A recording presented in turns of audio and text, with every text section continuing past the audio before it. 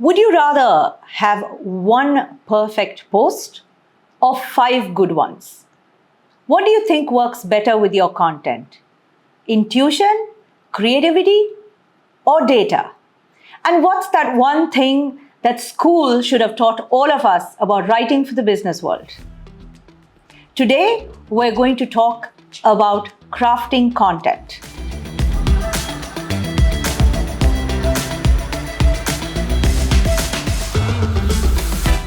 Welcome back.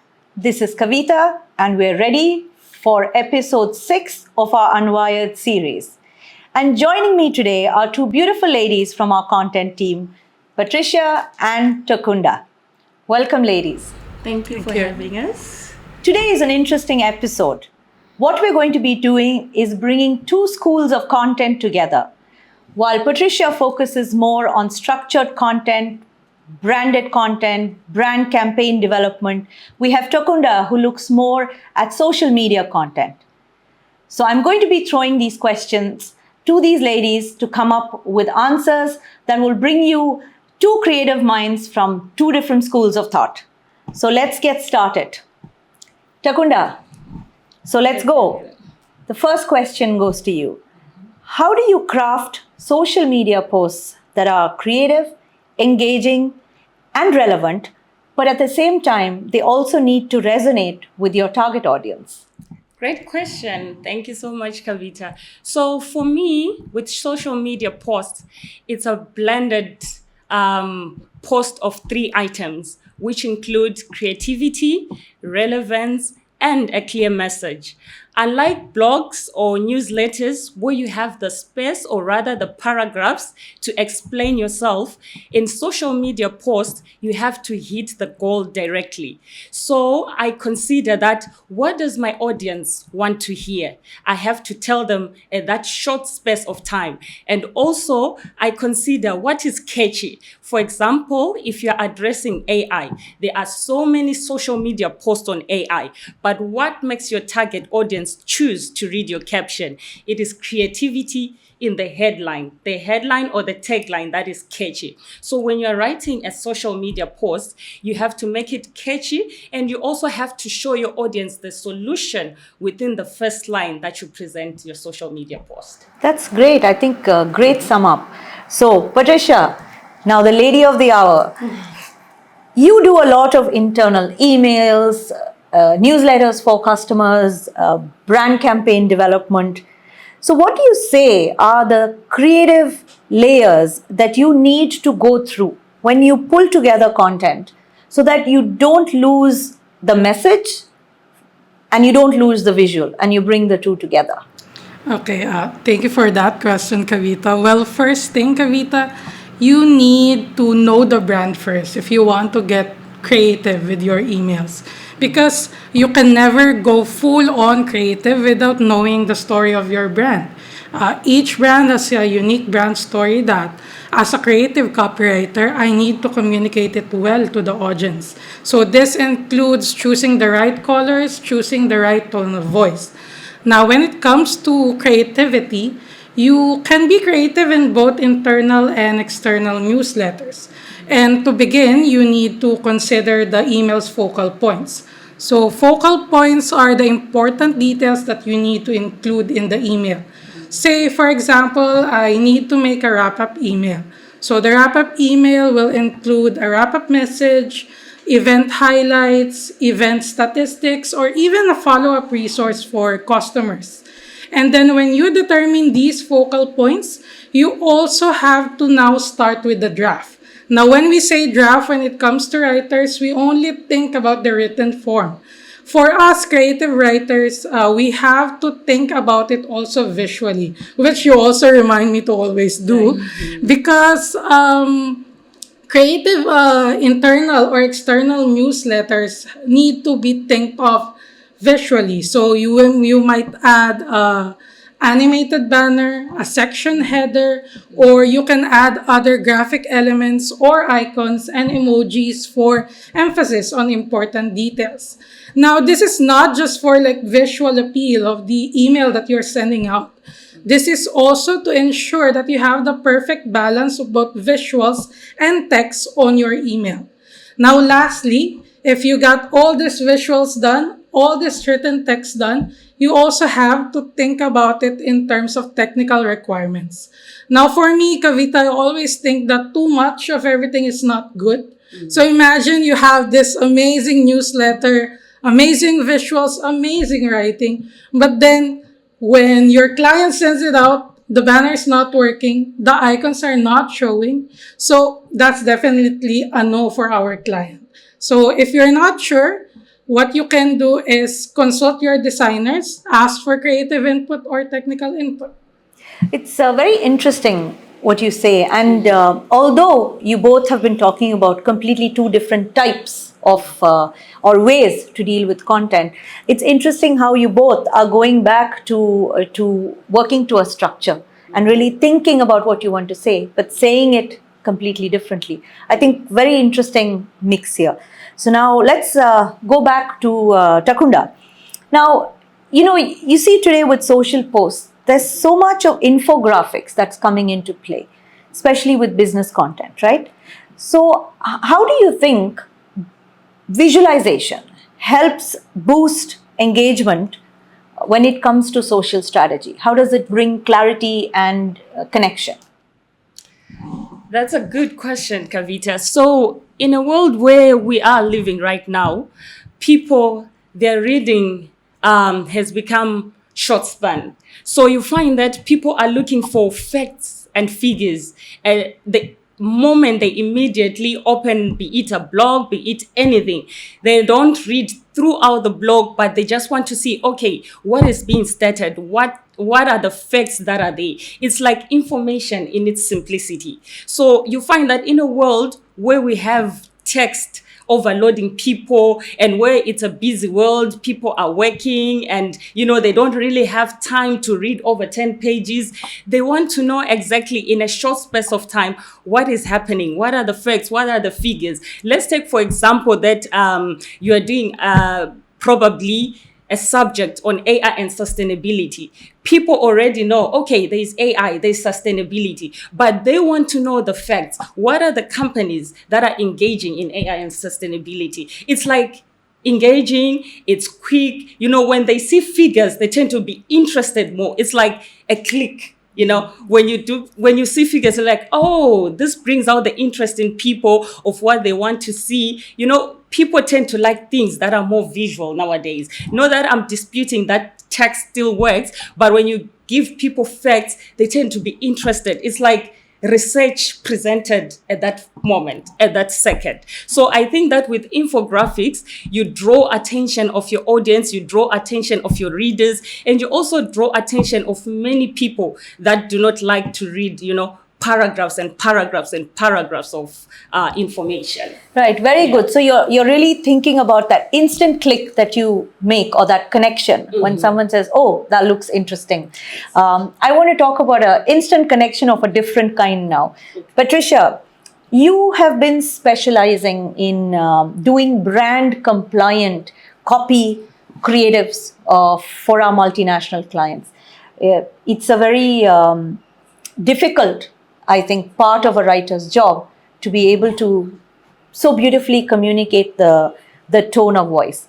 So my question to you is, beyond emails, beyond everything, activations, printed signage, what does brand compliance mean really when dealing with this? And why is maintaining this consistency so critical, you think, today for a brand in a multi-channel world?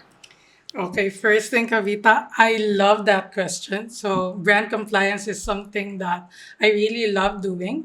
Well, simply put, brand compliance is ensuring that you follow this process where you consistently follow the right and updated brand assets, brand content, brand elements from every communication channel that the brand has. So it's not just consistently following the brand guidelines, it's also ensuring that you tell the right story about the brand because each brand, as I said earlier, has a unique identity. And as a creative copywriter, my responsibility is to ensure that I think and talk like the brand. Now, you mentioned consistency. Well, we now live in a world where it's very multi-channel, very, very different platforms. So, if you maintain consistency through brand compliance, this ensures that you leverage the brand recall for our clients. So, what does that mean? Because if you have many channels, you will have different audiences. So, say for example, you have a digital ad. The audiences that you will have for the digital ad is not the same audience that you may have for, let's say, a different webinar. True. And you can say that the tagline and logo that you will include in a bag giveaway will not be seen by the same people who saw your digital ads. And speaking of consistency and brand recall, doing brand compliance also ensures that we protect our brand's identity, not just for ourselves, but also for our clients. So, why is this important now? We live in a world where content creation is more easier than ever. So, anyone can do it, everyone can do it. But the thing is, this is where the problem lies. Not everyone has a good understanding of copyright, trademark, fair use policies. Some don't even know the difference of all three. So, if you have brand compliance, you avoid the risk and challenges that come along with it. So, for us, it means we avoid misrepresenting the brand, not just the brand itself, but also the partners involved. And we also ensure that we don't give off a negative impression to their target customers, whether it comes with artworks or the taglines that we use in that artwork. And I think this also cuts across socially as well, because then it's a consistent message. And as an agency, you guys would agree that we're very, very sort of focused and precise when it comes to the kind of messaging that we build for our clients. Okay, so now I want to put you guys on the spot a little bit, and let's have a fun round, because content writing should also be about fun. But here for me, what I want to do is something slightly different. So let's do a rapid fire for content writers, and I'm going to ask you both the same question. But the idea is that we're going to get two different minds and two different perspectives to the same question, which I think will be good fun for our audiences. So are you ladies ready? Yes. Okay, so let's do it. let's put Patricia on the spot first. Okay. The future of writing in one word. My favorite word right now, agentic. Takunda, Conversational. if you could automate one part of content writing forever, what would it be? Outlining, definitely. I would automate the research part. Less time consuming. Okay, so what's that one myth about content writing that people still believe? It's that everything about content is dead. They always say blogs are dead, emails dead. They're not dead people. They are just now niche. For me, it's that anybody who knows the ABC up to Z language is a writer. I've always believed that even if you know how to write, it's a myth, because being a writer, you need a strategy, you need a purpose, and you definitely need to write something that drives results. So I believe that to be a writer, it's not only about knowing the language, but you also have to be creative. Very good one. Okay, what's more important in content? Intuition or data? Well, I would say data, because data results to conclusions. And when you have conclusions in the future, you will have intuition. For me, I would go with both. Why am I saying that? Because data informs and intuition inspires. So I'm a bit of both. I'm somebody who likes to see facts, but at the same time, I like to be flexible. So I work with both as a magic. My God, we're really going somewhere with this now. Okay, moving on. If your writing style were a genre of music, which one would it be? It would be EDM or electronic dance music for those who are not familiar with it. So it's sometimes playful, but sometimes also very I serious. say, my God. Oh my. Dakunda, let's hear you. For me, I would go with jazz music. I'm more of a calm person, but at the same time, I like rhythm and flexibility. With jazz, it comes expression. So I like to express myself in a more calm and simplified manner. See, that really goes with your vibe, and Patricia goes with your vibe, your choice. It's always, what do I say? Surprising, right? So wonderful. Okay, so now next question. A book, blog, or podcast that changed how you approached writing or storytelling? I read this book 2 years ago and it changed how I think visually of everything that I write. It's Creative Confidence. It's written by Tom Kelly and I forgot the other name. I think it's David Kelly. They are the founders of IDEO, which is like well known for the art of innovation and design thinking. For me, it would be the HBR, the Harvard Business Review, that speaks about the guide to being productive. Because I believe as a writer, you need to motivate yourself to be productive. And also it speaks about focus. Once we lose focus as a writer, then you may tend also to write a message that does not really comply with your target audience. So it really helped me a lot. Okay, great. Okay, we're not done yet. Few more questions, but I think this is going really well. So, one thing that school should have taught all of us writers about writing for the real world. Okay, it will always be that you should write every day. I wrote a lot of blogs on this. It doesn't really help if you don't have like a specific objective in mind. So, newbie writers, don't just write every day, write with a direction. For me, I think it would be writing is more than essays. I'm not really sure of the curriculum right now, but when we were growing up, we were just taught about writing essays and what they call in other places compositions. But I would feel that if schools really teach students how do you write a catchy LinkedIn post, how do you even write emails? This might sound as if it's something small, but I've got friends that are in the business world that don't even know how to address an email to a CEO. So I feel that practical things in writing should be imposed in school so that when they go to the business world, we don't give, our seniors or people that we're working with a hard time. Very true, because we're hardly taught to write for a business world. And funnily, most people tend to go into writing for the business world. Very few become, writers of fiction or anything else, right? Comparatively. Good points here. Okay, so now we have the last 3 questions. How do you guys know when a piece of content is done? Where do you say, that's it, I'm done with this piece? Okay, so after several rounds of edits and crying and getting yelled at, maybe, yeah, I can say that a piece of content is already done. If the client says, you already met the main objective of this content, kalas, done. Yeah, I would definitely agree with Patricia. When we meet the end goal, then we'll say it's done. Because sometimes, even if you reach the word count, or even if you submit something, a piece of writing, there can be changes or edits that come back. So yeah, when we meet the end goal and the purpose is served, then we can say that it's done. Good. And one of the things that I used to do when I did a piece is take a 10-minute break, come back to it and read it like if you were reading it 10 years later. Would you still think the piece is good? And if you still thought so, then you're done. It's good to go. Oh, you reminded me of one thing that Kavitha taught us as well. She always says that when you write something, read it from a reader's perspective, not from a writer's perspective. Sit and tell yourself that you are the reader. If you understand it as the reader, then you know you're going in the right direction. True.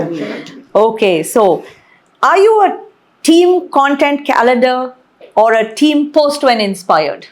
Well, right now I'm team content calendar. I'm all for scheduling content.